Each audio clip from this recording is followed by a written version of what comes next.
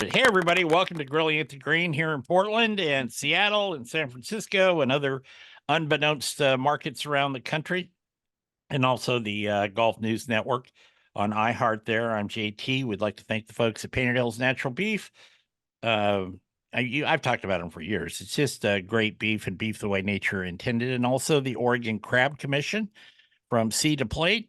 If you like Dungeness crab, they're the people to talk to, the Oregon Crab Commission. Well, he's back with us, and I do have to say he's one of my favorite people to talk to. And I'm not saying that just because he's looking at me right now, but he is one of my favorite people to talk to. Gary Van Sickle from Sports Illustrated.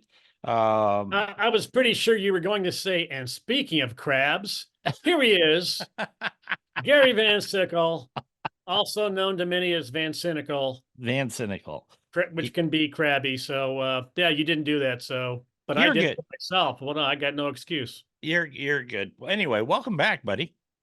It's great to be had by you. If you could only tell that to my wife. You went to the Masters, and we usually bring you on after the majors, or most of them, and no exception this year. How was the Masters in the Van Sickle overview? Well, I didn't get rained on, which hardly ever happens in April at Augusta. So that was a major plus. I thought it was fantastic because first we had Thursday, which was pretty windy. And somehow DeChambeau shot 65 and scores were still like not, there were a couple of decent scores. Surprising because it was pretty windy Thursday. And then Friday, all heck broke loose. And it was blowing 30 to 40 and gusting. And it still wasn't the bloodbath it could have been, considering it's Augusta. But look, there's nothing better than watching these guys play in adverse conditions because they're that good. And in the wind, the wind separates, as you know, that separates the guys who were really hitting it well from the guys who were just scraping it around. Yeah. And that's what it did. It separated, I think Dustin Johnson only finished ahead of like 3 guys. So obviously he was not hitting it well. So the wind did its job, but these guys are so good. You need some weather to really, I don't know, add to the experience. And then on the weekend, the greens were, everything was so dry and so firm that I can't think of another Masters recently that's where it's been that firm. And I played Monday, the day after the Masters, in Aiken, South Carolina, like 25 miles away at another Mackenzie course, the Palmetto Club. And it was so firm. I got my butt kicked, but it was so much fun because it's like Augusta in miniature, if that's possible. A lot of undulations, a lot of mounding, and it's firm and fast. And it was so much fun not being able to get the ball in the hole there. So that's just a microcosm what the good players went through. And I went through that Monday. It's like, how on earth did Scotty Scheffler and those guys shoot those scores? They are pretty darn good. Yeah, they are. I had somebody ask me the other day, or kind of make a statement to me, Gary, and this fellow is a golf pro. He's more in line with links courses. Okay, that's fine. We all have our preferences. He doesn't like the really overly well manicured courses. I think of Augusta first when I think that. Because he doesn't think it challenges people enough. I think he's wrong. I think if you play a course like Augusta, I've never played Augusta, but just looking at it, even the average club pro gets smoked there. Like you were saying, you got Scheffler and Morikawa and these guys that are, they have to have super glue on their ball to keep it on the green. So I just wanted your thoughts on that real quick before we go on with more about the Masters. Well, I think he's got a good point. Look, Augusta National was originally designed, to be a members course.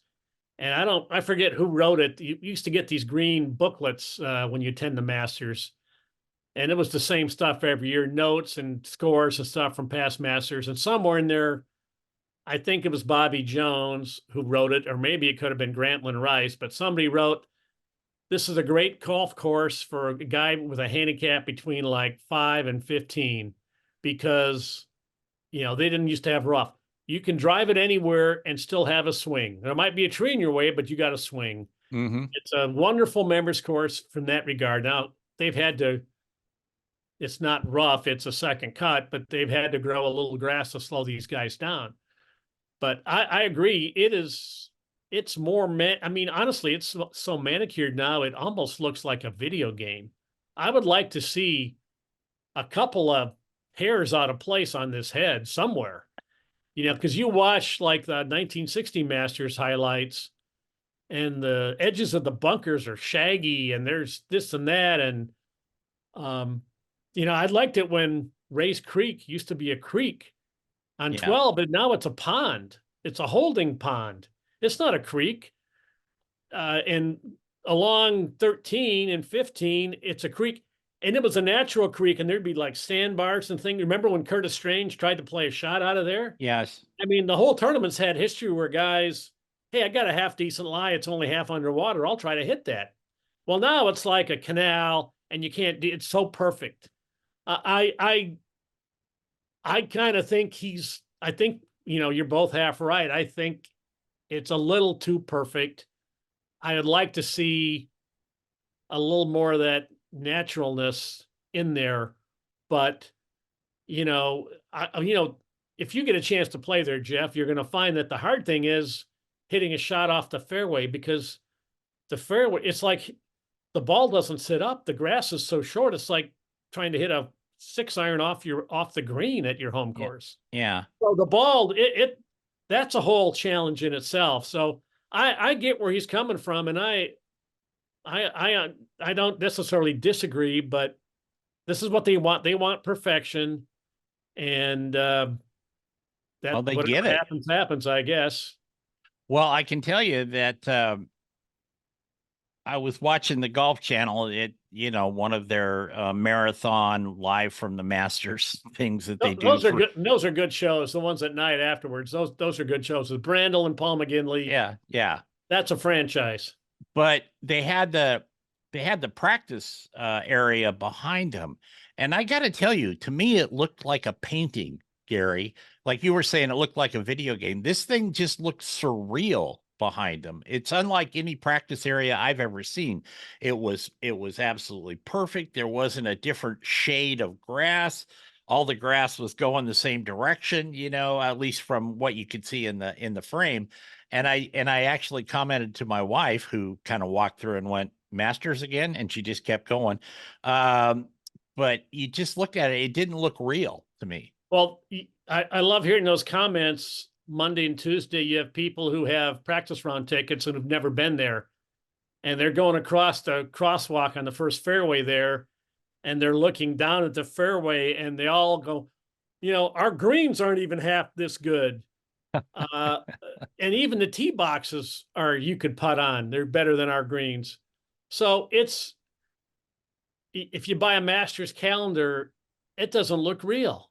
I mean, it's the great photos and the colors are juiced up and nothing looks real. And you're right. It's so perfect. Like, how is there not a single weed anywhere? How is there not some pine straw out of place?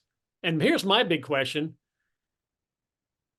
Why are there no birds? Where are all the birds?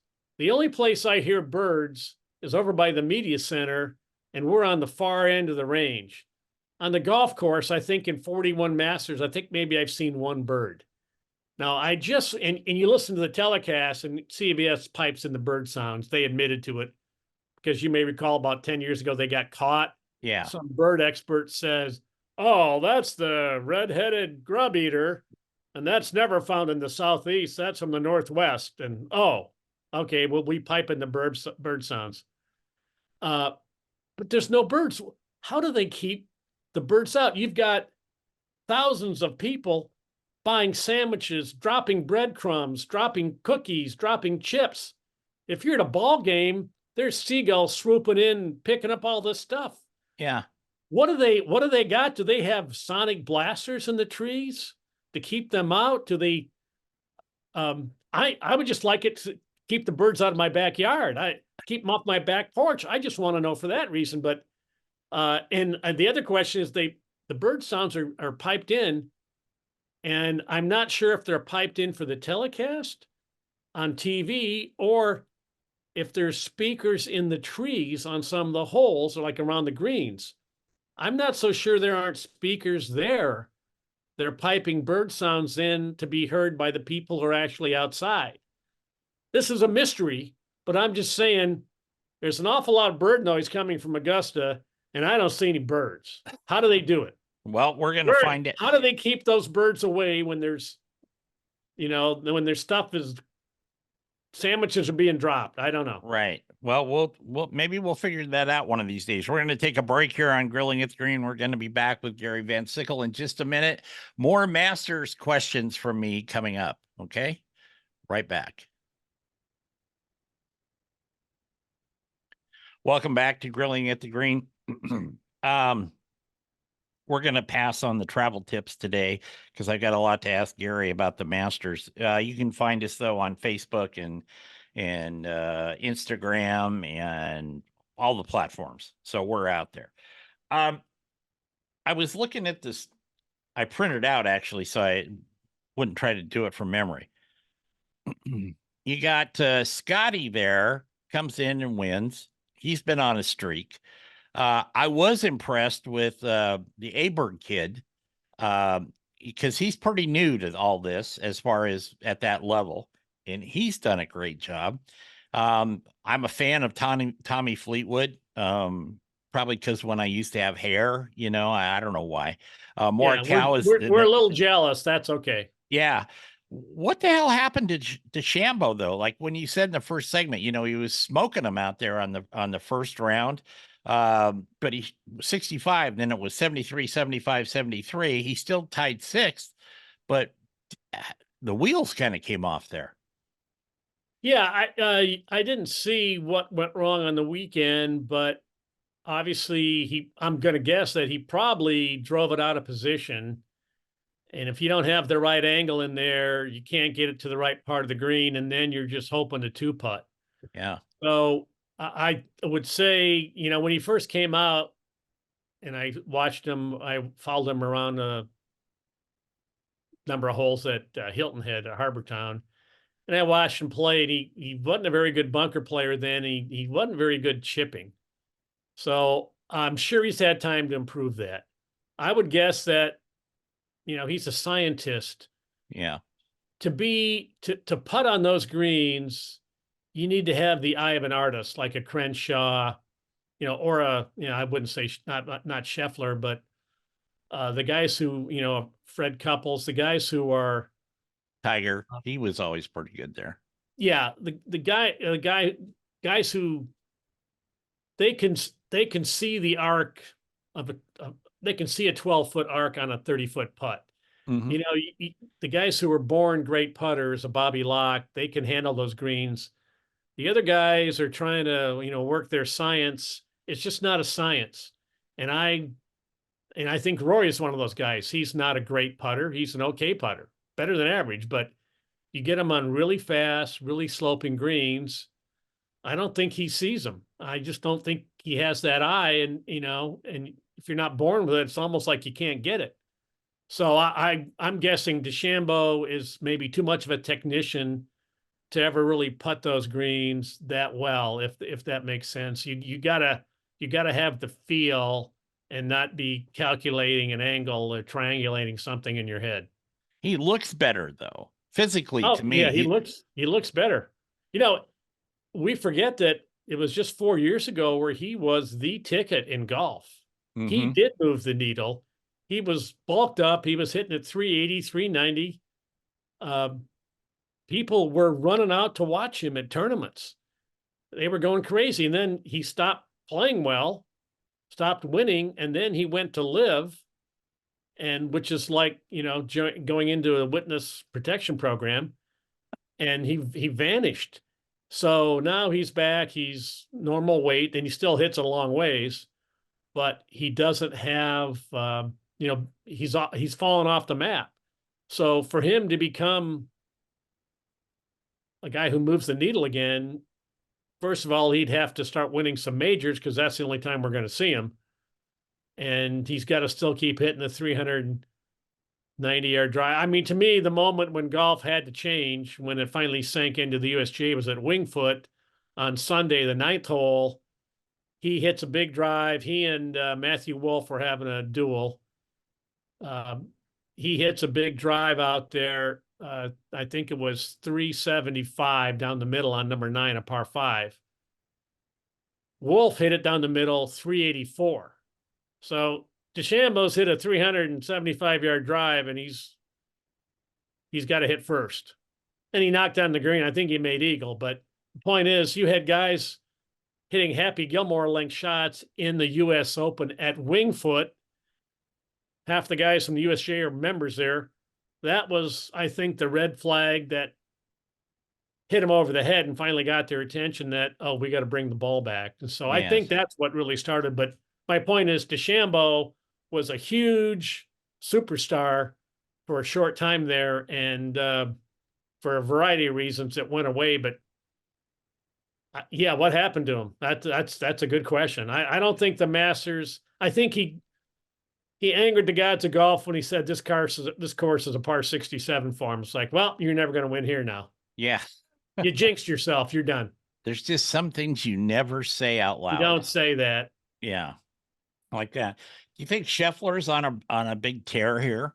I mean, he's been doing great, of course. You think he can hold up to, match some, I'll say Tiger because I know about his stuff the best, but and Byron Nelson and the historical things like that. But you think Scheffler can do that? He's got the skills and the talent. He's got the length. He's driving it relatively straight, and he's become, if not the best iron player in the game, one of the top 3.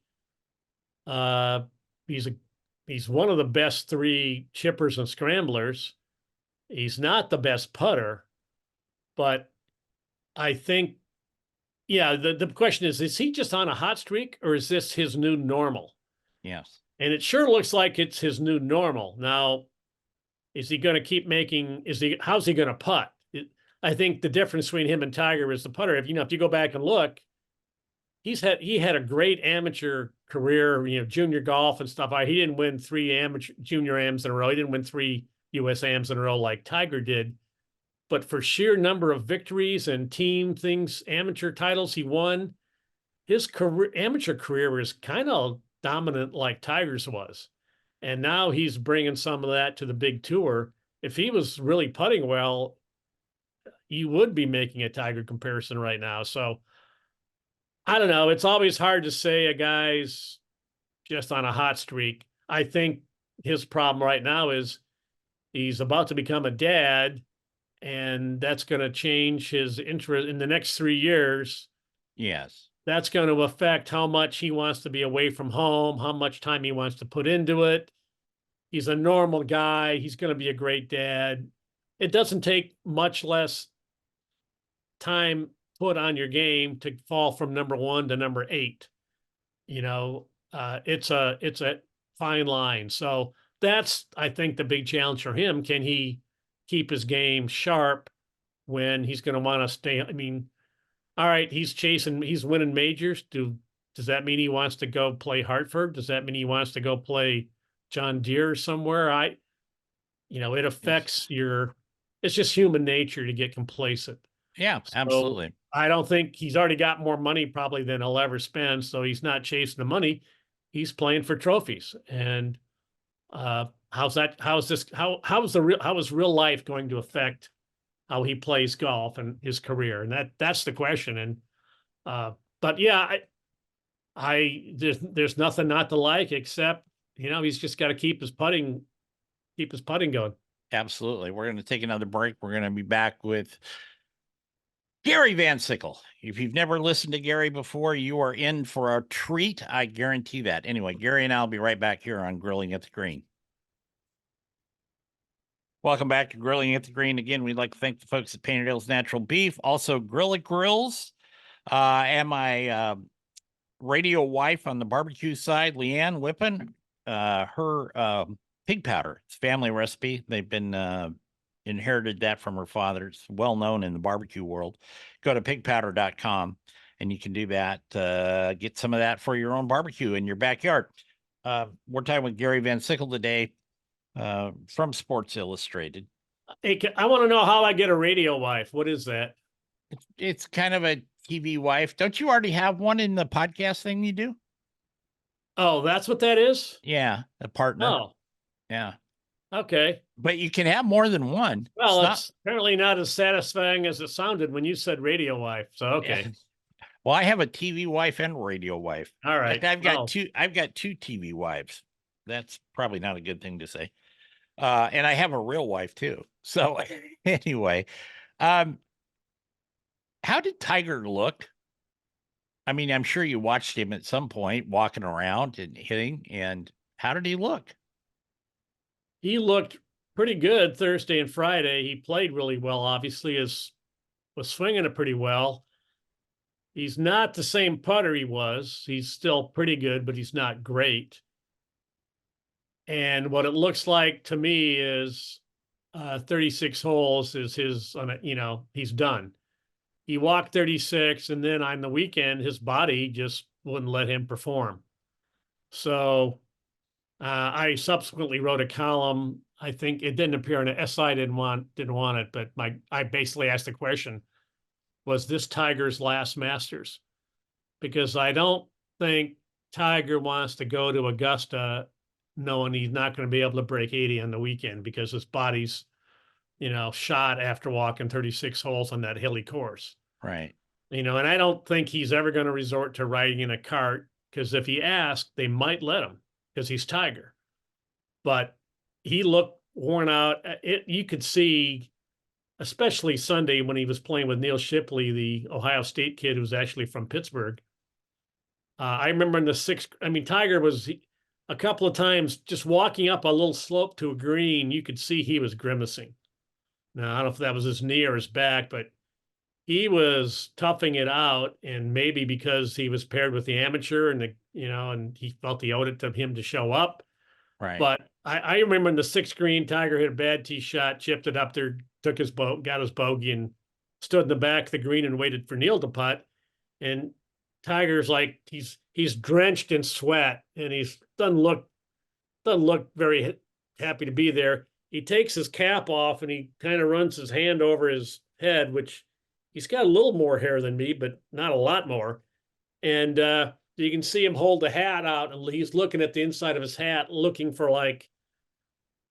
to me, he's thinking, I don't know if I can do this for 12 more holes. What the hell? What am I doing here? Yeah. So he looked like an old champion who can't go 72 holes anymore. Now people say, yeah, but next year it's a year away. You think he's going to get better in a year? Yeah, it's 48. He's not going to doesn't work that way. He's not going to get better. He's not like, oh, he's just came off a surgery a week ago. He's got what he's got, and this was about what he's got. And by the way, there's a good chance by next year something else is going to snap, like the next vertebra up from his fused one, where all the pressure goes now on a swing. I hope not, but I mean, his body's at risk. So I mean, we don't have exact details on what he's feeling, but to me, he should get out while he's still mobile and upright and can walk, and not risk playing when there's really not much chance he can contend, and risk being in a wheelchair the rest of his life. Just, you don't owe us anything. You played your brains out for 25 years. It was great. Go on with the rest of your life. Stick to the TGL thing where you hit on a simulator and chip, and you don't have to walk. I think the walking does him in. I mean, was that what you took out of that? I mean, that's what I took. I could see it on TV though. The like you said, the first 2 days, I mean, there was some missed putts and a few things like that, but still it's Augusta and blah, blah, blah. And he was still sort of in the running. And then Saturday came. Excuse me, Gary. And then Sunday, he just, like you said, even on TV, he looked worn out. You could tell he was hurting. He wasn't really limping or anything, but you can tell when a person is just kind of, there's nothing in the fuel tank. There's nothing there. He's battling to keep upright and make the swings and try to make the putts and the chips and all that, but there's nothing in the reserve tank there. And Yeah, that's what it looked like. yeah, and if the putter's not there, he's not going to hit it good enough to really contend. It'd be hard for him to win. You know, somebody suggested, well, Pinehurst might be the perfect place for him because it's flatter. It's not flat, but it's flatter than Augusta. Right. Certainly, Valhalla is pretty hilly. You know, you go to the British Open and they're flatter a lot of the courses, but there's a good chance it might be 52 degrees. You don't know. I just think, when are we going to ask the question? Is it time for him to quit? And I thought it was a good time. I mean, I thought it was a good time to say this might have been it, because I don't see what's going to be different for him next year, and he knows it. And yeah, you said it after Friday's round when he finished at 1 over. It was important to make the cut because you have to make the cut to have a chance to win. He Right. thought he could still win. I'm pretty sure halfway through Saturday's round, he knew that was not true. So might be time for him to give it up.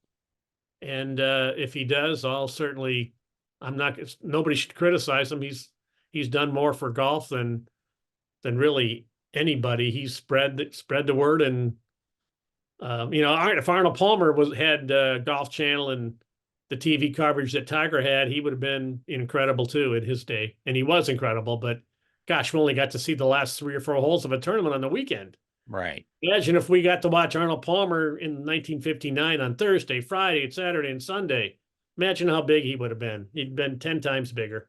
You know, Gary, some of the social media trolls, and I will call them trolls, they criticize Tiger for, and they've done it before, taking a spot from somebody else, you know, because Tiger played, and they've said that about other past champions that finally said, I can't compete anymore. You know, I'll come to the champions dinner, I'll fart around in the par 3 contest with my grandkid or something, but they're like, well, you know, he shouldn't take that spot. Okay, fair statement. But then you look at the ones below the cut line, the major winners and stuff, and I don't have the whole list here. Zach Johnson, I think Adam Scott. I think I counted 8 major winners, Yeah, and some of Dustin them, was way down there. yeah. And it's like, well, should they still take a spot too? I mean, this is golf. A couple of bad swings and you can be out of a tournament. A couple of good swings and you can zoom up the leaderboard. So, Yeah, well, the Masters has qualifying criteria. right. So either you qualify or you don't. So in this case, he's not taking a spot from anybody. If Tiger would have said, "I'm not playing," the Masters wouldn't go, "Oh, well, we got to put somebody in there." No, Just not there. that's Yeah. just one fewer guy. Now, if that was the U.S. Open, that would be different, where there's qualifying, or the Open Championship where there's qualifying. But he's earned it. I mean, what do you have to do to earn a spot? The guy's won 15 majors. Nobody's going to begrudge him, and he's within the rules. I mean, he'd like Larry Mize. Should he have had a spot last year? He was 65. Well, it didn't matter because he played, and not like he took somebody else's spot. But I think in the Opens, that would be a better argument. It's not an argument at the Masters, and until Tiger can play there as long as until he says he didn't want to, and that's Yeah, that's a prerogative of a 4-time champ. absolutely. There's a five-time champ. Is it 5? Yeah. I don't know. It's hard to keep track. He's won so many. Well, we're going to take another break. We're going to be back with GVS right after this. Don't go away. Welcome back to Grilling at the Green. I'm Jeff Tracy, if you didn't know that. So now you know that. And we're talking with Gary Van Sickle today. And we'd like to again thank the Oregon Crab Commission, Hammer Saw Knives, Birdie Ball, and there's a lot of them, but I always like to leave more room for Gary than I do talking about the sponsors here. Uh, and we'll talk about this, and then I want to pick it up in the after hour stuff too. Uh, Masters aside, recently we've heard about, and there was press releases about. I'm reading this because I want to say it correctly. The Tour Enterprise Equity Program. 193 eligible recipients that I know of here. There's $1 billion thereabouts from the Strategic Sports Group's investment into the tour. There's 4 tiers, I guess. And before we get into the nitty gritty, I want to say this. I read this, I thought about it. This is just my take. If you've ever been to a casino, not some roadside slot machine place, but a casino, and you're there, and you got a couple $100 in your pocket, and you win something. You play a $5 slot machine, and you win $10,000, which happens all the time. And you see a whale come in. You might not know they're a whale, and if you don't know what a whale is, it's a big spender in a casino. Most of the time, they have no credit limit or anything like that, and they come in, and they're handing you the $10,000 in cash, right? And the whale comes in and sits down at the machine next to you, or a spot at the crap table, or whatever they play. And with that little victory you've had, you think that you can now compete with the whale. And I've got news for you, because I made my living gambling for a couple of years, a long time ago. You cannot compete with those guys. And I say that as these guys trying to compete with the PIF,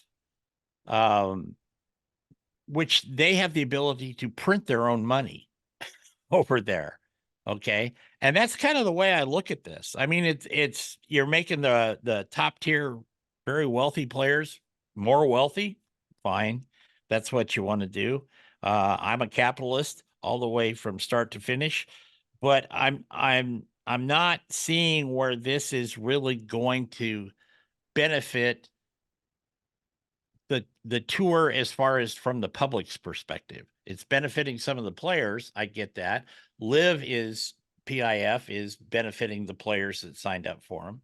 But somehow I don't think that these $1 billion deals are really helping golf in general.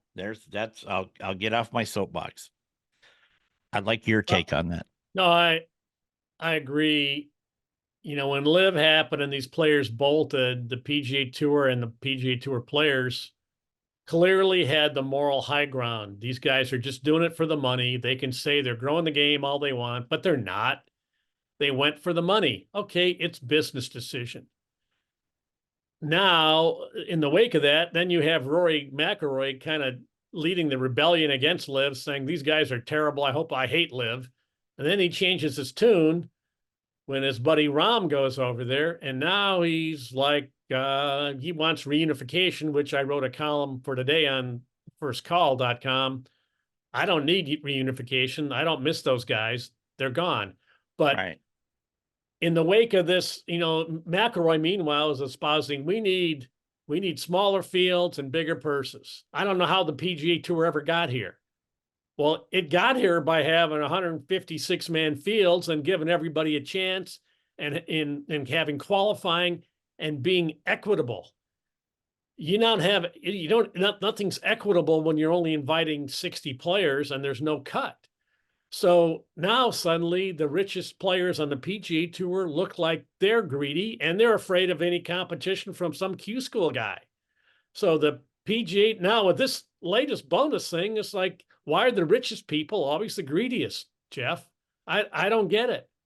Now I understand the reason for this PEP, player equity program, is they're throwing money at them to try to finally make these guys quit jumping to Live. Because to collect, I think it's paid over 5 years or 8 years. I don't recall, but you only collect it. You got to still be a member in good standing. So right. If you bolt to Live, that money's coming back. Okay, well, does Tiger Woods really care about $100 million? I mean, really? I mean, you and I would, but $100 million. That's what he got. Rory got 50 million. They just throwing bones at him.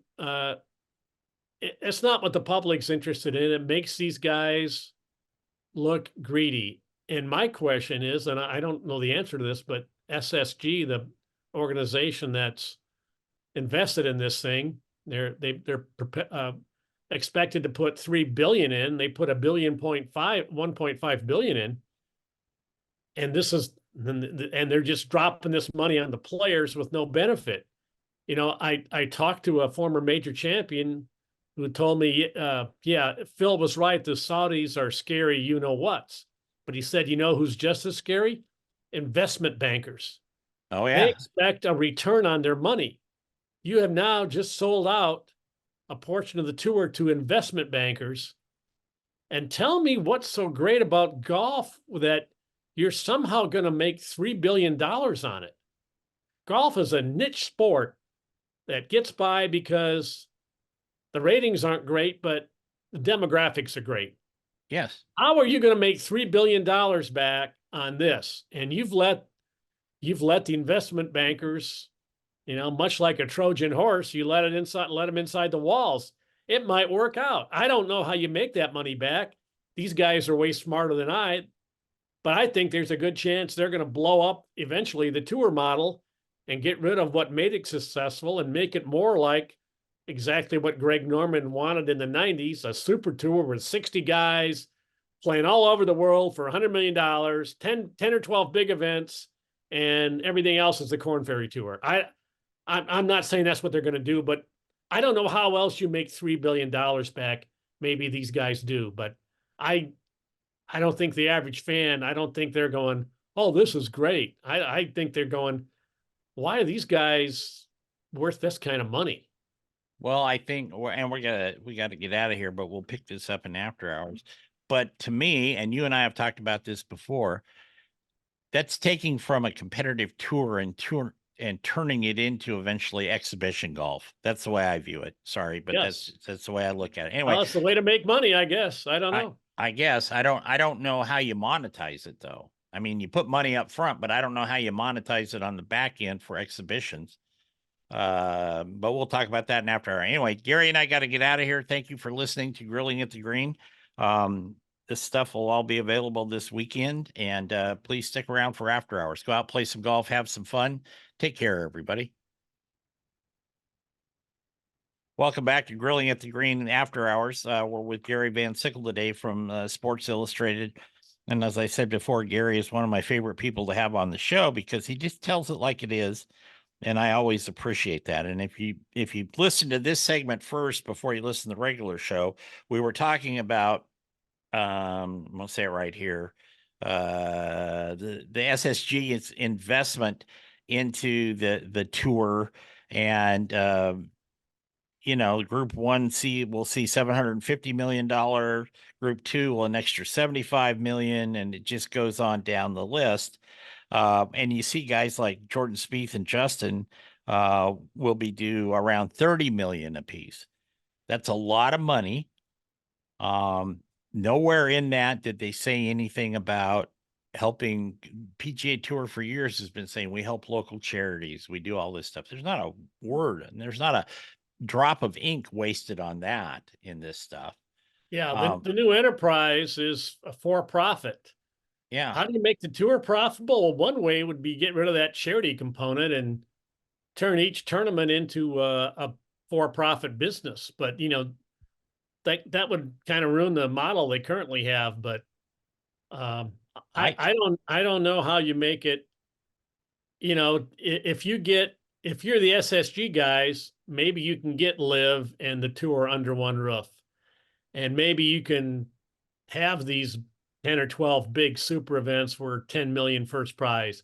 Then maybe the fall schedule is you have a team component. Maybe those team things, they just go and play team events for September, October, November around the world. Maybe that's a way to, and they're run like sports franchises. They have a manager, they make trades, they have a draft. I don't know. Maybe, you know, they have marketing, maybe much better than what they've got now at the, you know, range goats logo and all that stuff. Maybe that's a way to monetize it. Um, what makes the tour successful that was lost on Rory McIlroy, it's not the stars of the tour. The real stars of the PGA Tour are the tournaments themselves. We all know Colonial. We all know the Byron Nelson. We know the course, the Phoenix Open. The guys who win them they're the Phoenix Open champion. Yeah, it's great if it's a famous guy like Ricky Fowler, but if it's JT Poston, so be it. We know what that it means. It means something. It's got a history. Those tournaments have histories. They matter to us. You have these events. They don't even have names. They don't have sponsor. They got nothing. Right. It's like, it's the live event at Adelaide. Well, that's an exhibition. So I don't know. Maybe there's a way to improve that money, but it's when just because John Rahm is gone, I don't watch any less golf. It doesn't matter. Somebody's still going to win. And I don't miss Dustin Johnson. I mean, it'd be great if he had Rahm and Cameron Smith. I guess Terrell Hatton, I don't know, he's such a Debbie Downer. He's always having his little personal tirades at himself. Moping. Yeah, I mean, I'm okay with that. It's kind of fun to see a guy show his emotion, but he also, you and I have played with a guy like that. And after 9 holes, you're like, you're not good enough to get mad. Now, Terrell is, but the guy you play with isn't. Get over it. But it's just, now the train went off the tracks, Jeff, but the money's too big. And I don't know how they're going to make that money back. And that's their problem. But I'm afraid the moves they're going to do to make that money back are not going to be what longtime fans of the PGA Tour want. And they might destroy the fabric of the tour and what made it successful. McIlroy doesn't get it. And he was on the board for a while, the player board. And now he might get back on it. But if he doesn't get it, then how many players do get it? They think it's gone to their heads. They think it's about them. And it's not about them. It's about the tournaments. It's And about the it's a little tournaments about and them, the but fans. yeah, when you're a golfer, it's the ultimate selfish job. It's all about you. Well, it's true, but the tournaments aren't all about you. It's all about the competition and having and all the things that Yeah. go. And I think, Gary, too, just to kind of polish that off for a second. I think that people, the fans, diehard golf fans, like you can call you and I that too. But the point is they start looking at these numbers. They start, and to me, it all started with the elevated tournaments, and you're trying to do, again, I'll go back to my analogy with the whale. You're trying to keep up with something that you can't. It's just not, the numbers aren't there. They had a good model. Like you said, Waste Management comes into town. They get an incredible amount of people to come watch it. There's great numbers on TV for golf. They're doing all that, and that's good. But when you start this type of thing with the elevated money, 60 players, if that's the actual number, things like that. Having no cut. Yeah. It's like, what's the enticement for people to watch? They may go, the effect it might have is it might push people back to going to their own golf course and playing on Saturday instead of going out and watching the tour event. There's no without a cut, there's no sense of urgency. These guys who don't have a good first or second round, they're just there to put on a show. We saw this with the World Golf Championships. Okay, Tiger won a bunch of them, so that kind of glossed over the fact that they were boring. When Doral used to be a great event and they turned Doral into a WGC, well, all these that one of the last years at Doral, Camilo Villegas had come out. It was not hard to get tickets to Doral. All these Hispanics who live in the area came out. It was an electric atmosphere and drew huge crowds. So now you make it a WGC event. It's a bunch of corporate sponsors, limited field. Now ticket prices are gone way up. Now the people aren't coming out to watch Villegas. It's dead, and there's no cut, and there's only 60. The leaderboards don't change that much when there's 60 or 70 guys. When you have 144 guys, I mean, JT, you go there and JT posts and shoots 62 the first day, and you're going, who's that?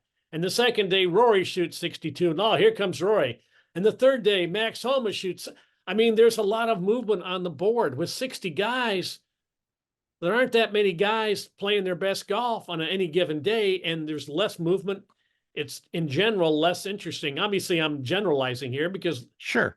an exciting finish solves all the problems, but it's just my experience is that they don't feel like golf tournaments. They feel like corporate outings, and it's hard for me to get into them. And the elevated events, the limited field, no cut, I hate them. Tiger didn't want it for his event. Jack didn't want it for his event. Guarantee if Arnold Palmer was around, he wouldn't have wanted for his event. That's not how golf was built. You got to earn. Golf has been a meritocracy. And once you get rid of the cut and start, you've lost the one thing that separates you from the other professional sports. And, and maybe it's a little too esoteric, but it's a tangible thing when you're there. Well, the other thing from a competitor's background, or perspective, I should say, if you got 60 guys, and you take the top 60 guys on this list here that I have from the Masters or whatever, where are the graduates, as it were, from Corn Ferry or the mini tours working up to the Corn Ferry to that? There's only going to be a handful of spots open in that 60-man field every weekend. Because you're not going to have a Cinderella winner ever. There's no Cinderellas in the field. No. And so I look at that. And so, compare it to the Olympics. You have 60 players, 20 or 25 of whom are pretty accomplished, and 30 of them are like not even in the top 100 in the world rankings, but they're there because their countries, they needed you already got your 4 Americans in. You can't have any more. So, the Canary Islands gets a guy in the Olympics or whatever. That field is terrible. Okay, it's top heavy. It's got 20 really good players, but the other 40 guys, most of them shouldn't even be there. Right. And that Olympic medal is a big deal, but I would argue that's the easiest tournament to win if you can get in it. Right. No, I would agree. I wish they should have there should be qualifying around the world somewhere for a couple of spots in the Olympics. Do you know how many guys would sign up for that? They can make $1 gazillion taking entry fees. A lot of pros. Oh, sure. I mean, it's not a, again, they've ruined the Olympics by just letting all pro, the best amateur player in the world can't play in the Olympics. Okay. Yeah. I don't like that. No, I get it.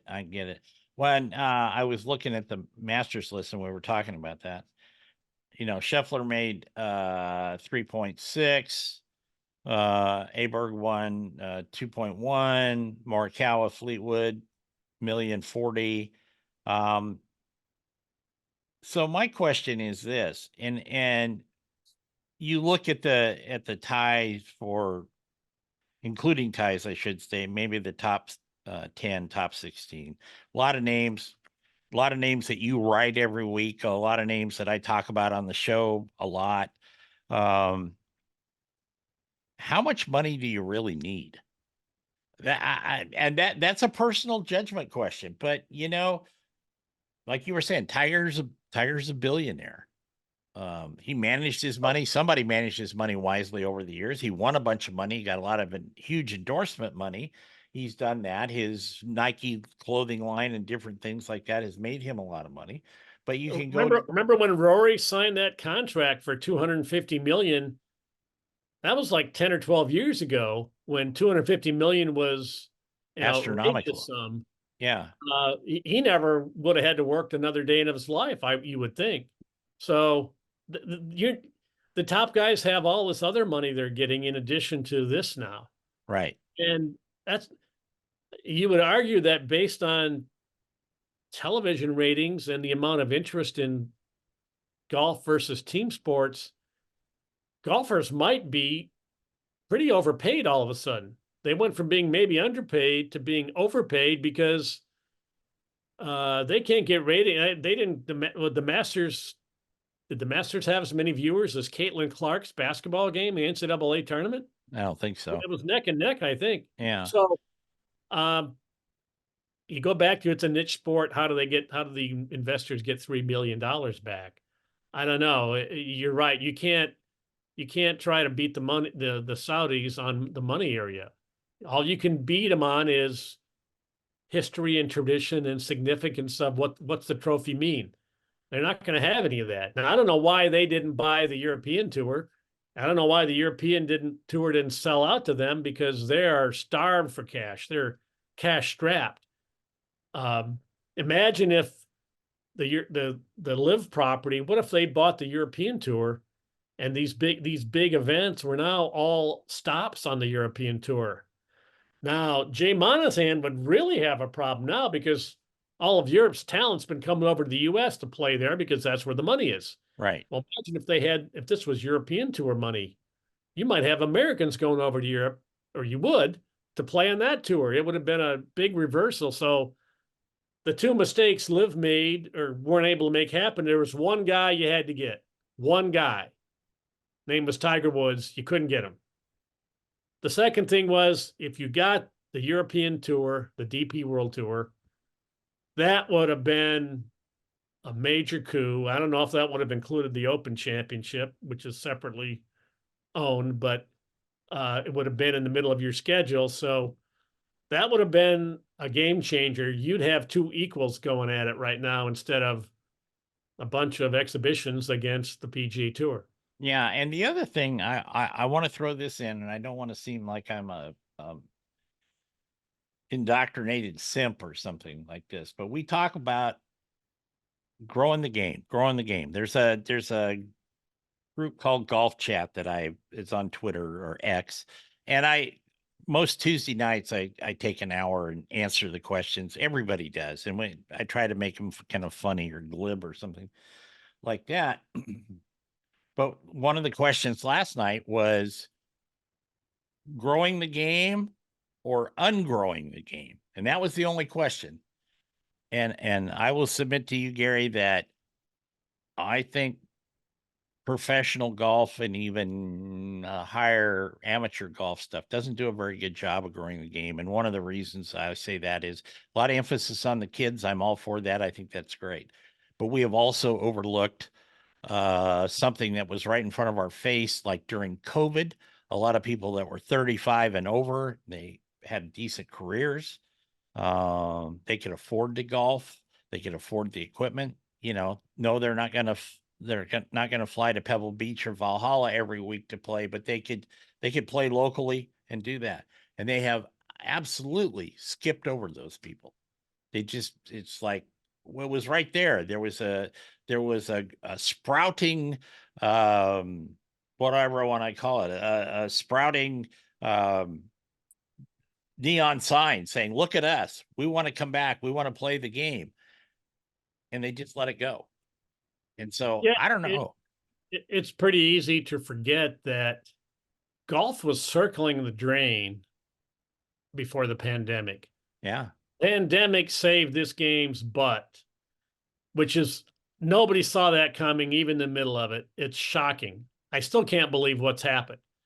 Golf was dying on the vine, recreational golf, I mean, in country clubs, and they couldn't give memberships away and all that. And pandemic turned it all around. People have time, and it's still shocking. Now, it's held up since then, but you can still price the same factors that were killing it before are still lurking out there. The high price of everything. We've long since passed the $500 barrier for a driver and blown right by 600. Yep. I want to buy a hybrid. It's like 350. I recently looking at a 5-wood that was 350. Like, are you kidding? I used to buy a set of irons for $200 going way back, but 350 for one club for a hybrid, that's insane. But Yes. inflation everywhere. Yeah, who successfully has grown the game? And another side question is, are the off-course places, the simulators, Top Golf, is Top Golf really growing the game? Or is it taking players away from the game? Or does anybody who plays, does it count as being part of the game? If you play at Top Golf, are you a golfer? And do you go play on a real course then or not? Is it just a separate category? I mean, I don't have the answer for any of that, but I know one thing that most of these places don't do, the 5 iron golf and Top Golf, they want you to come in, use their facility, hit balls, buy alcohol, and eat food. I don't see any kind of Saturday morning junior clinic. They aren't there. This is where we should be teaching people how to get into golf. This is where you can learn the game. You're not in anybody else's way. You can be as bad as you want. Nobody's going to yell at you. This is what they do in Korea.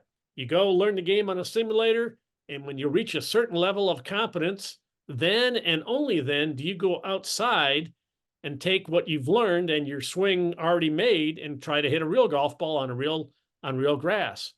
And we have all these things going here, and they're too busy making money to teach anybody anything. So there's another missed opportunity in my book. The USGA or somebody, PGA of Yeah. America, should really get on them and say, you guys should be growing the game, and you're not. Yeah. No, I'm with it all the way. I read a stat not long ago. May have been last fall. They were saying active participant golfers, and I don't think this came from the National Golf Foundation, but I don't know actually where the hell I got it. But golfers that go out on golf courses and that they figured was about 30 million, give or take. But they figured the total number was almost 60 million because of the people that were playing on simulators, playing at Top Golf, playing at that. Now, those people, it was a footnote in there said these people really don't go out to real golf courses. They just do these things like that. But they figured it was between 25 and 30 million Yeah, across the well, country like that. we passed the point where more people play golf off the course than on the course.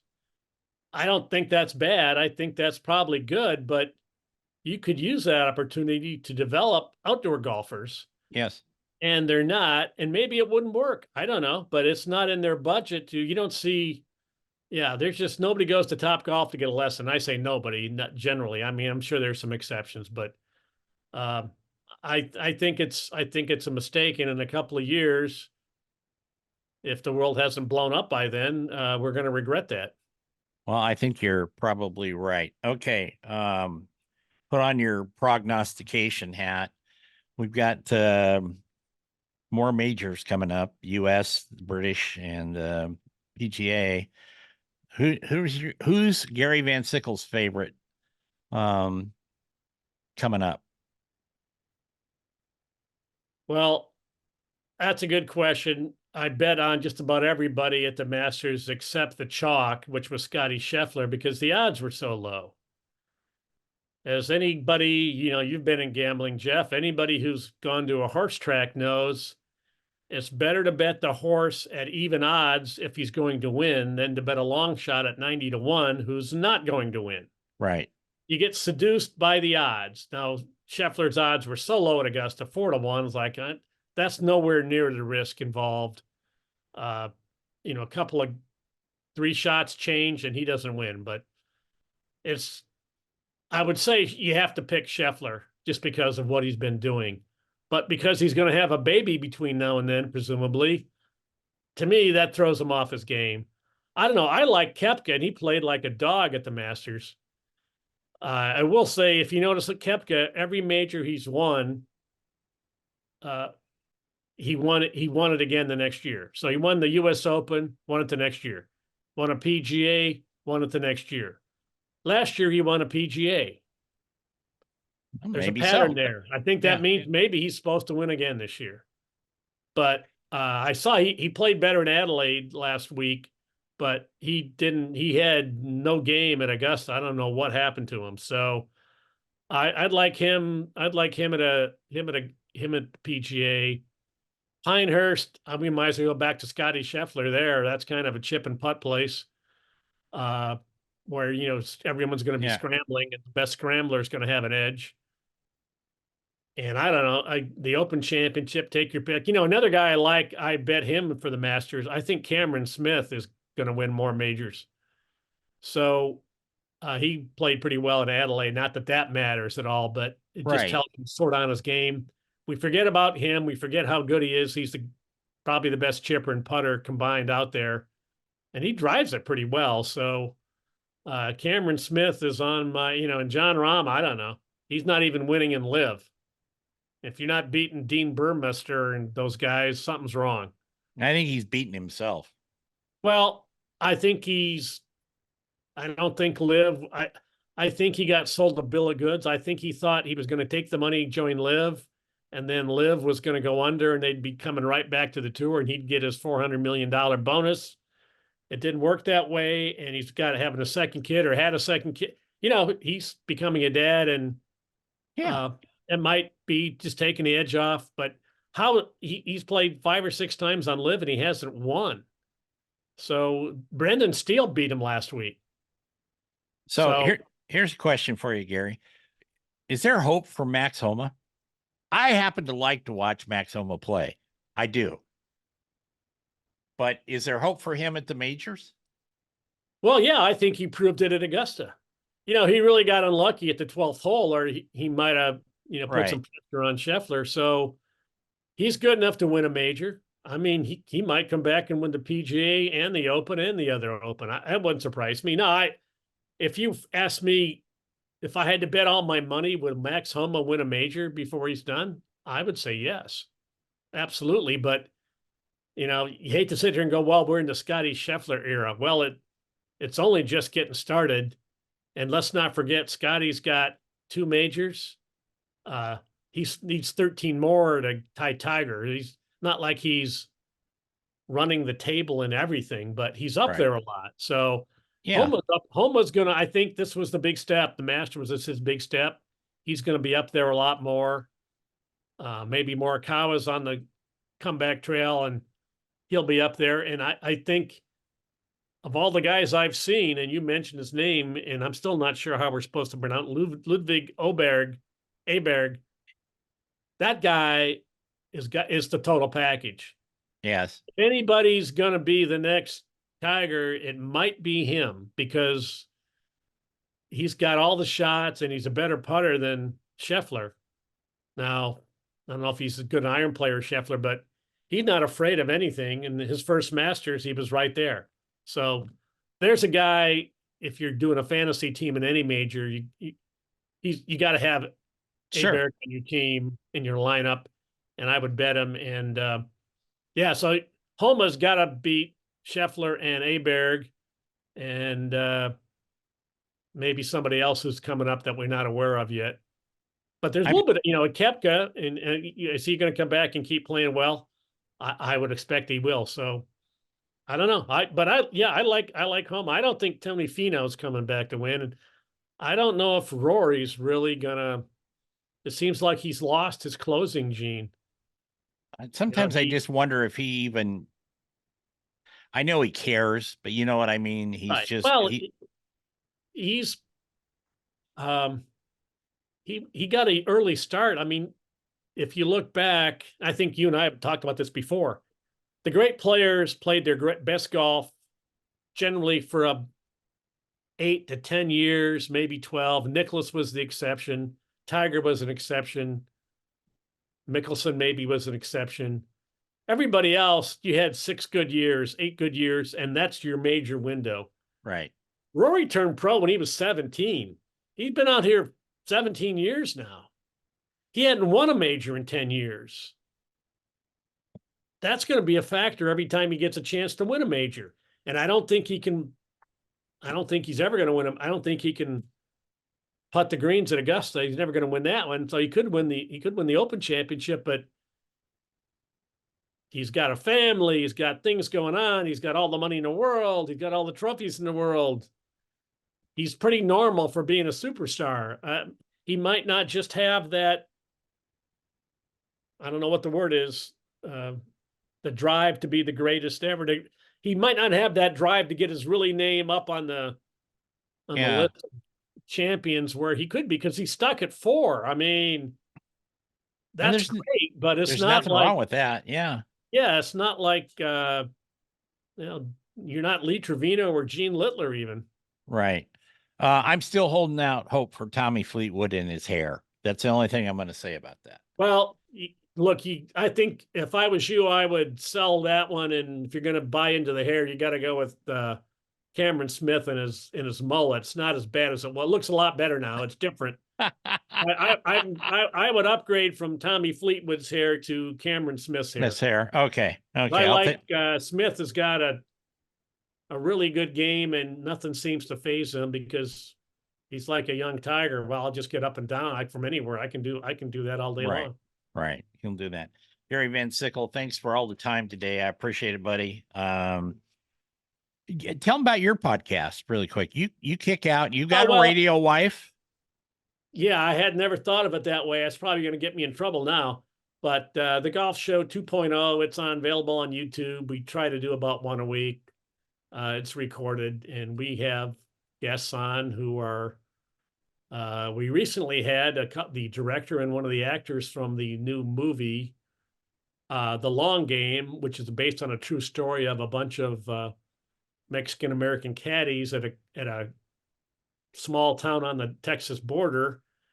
They wind up they build their own. They caddy at the fancy club. They build their own little makeshift course in the desert. They get decent at golf with these crummy hand-me-down clubs. It's kind of the Bad News Bears meets, Hoosiers.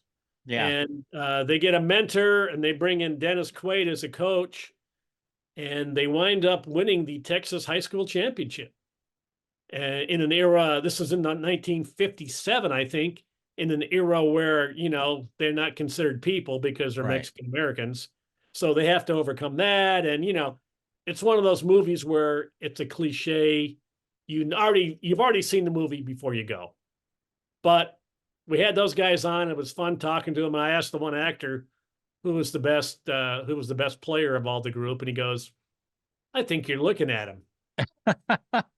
Like, yeah, I wanted to say, yeah, why don't you and I have a match? Because I'm pretty sure you're not half as good as you think you are. But I give him credit. He was, they were using these old rusty blades from the 50s. And like I told him, if you can hit those, and you get a metal driver in your hands, you're going to be dangerous. So he thinks he was pretty good. But yeah, I don't know how that movie did. It opened right before the Masters. So I never followed up on that. I don't know how that movie did at the box office. Probably not that well, but they were really nice guys. So if you haven't seen that movie, it sounded like a pretty good one. He did tell me that in the end, when they had the big parade scene in town, these old 50 cars, their radiators were overheated. They were blew out, and they were leaking radiator fluid all over. So the scene where Dennis Quaid's driving the car through town and they're all waving, there was 3 guys behind pushing that car up and down the street to get that shot for the movie. So yeah, the Golf Show 2.0, if you get bored. Nah, it's good. It's not awful. It's not awful. How's that that's a ringing endorsement. It's not awful, even though I'm on it. That's it. Gary Van Sickle. We will be back next week. I don't even know who we have next week. It's on the schedule there somewhere. I'll share that with you when I find out. But Gary, thank you. And thanks for listening, folks. We appreciate it. Go out, play some golf. Have a good week. Take care.